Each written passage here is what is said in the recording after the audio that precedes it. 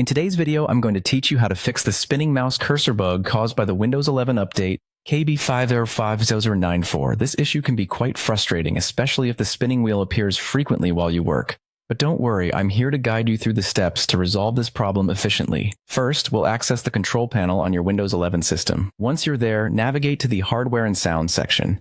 This is where we'll begin addressing the mouse settings to tackle the cursor issue. Now, within this section, locate and click on Mouse. You'll find various options related to your mouse settings here, but we're specifically interested in the Pointers tab, so let's go ahead and click on that. In the Pointers tab, you'll see a section labeled Customize.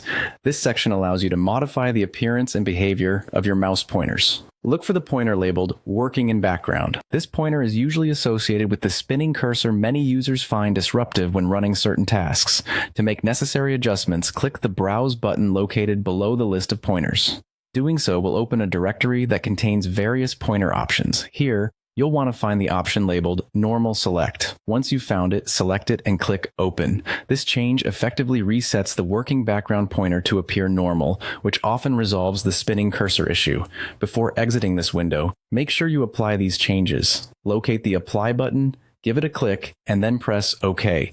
By doing this, you've saved the adjustments to your pointer settings and potentially resolved the spinning cursor bug. If the cursor issue persists, there's another approach you can try: uninstalling the problematic update. To do this, head over to your system's Settings. From there, navigate to Windows Update. In this section, look for Update History. It contains a list of all recent updates installed on your computer. Scroll through this list to find the update labeled Kb5050094. Once you've located it, you'll have the option to uninstall it. Removing this update has been known to alleviate the spinning cursor bug for many users.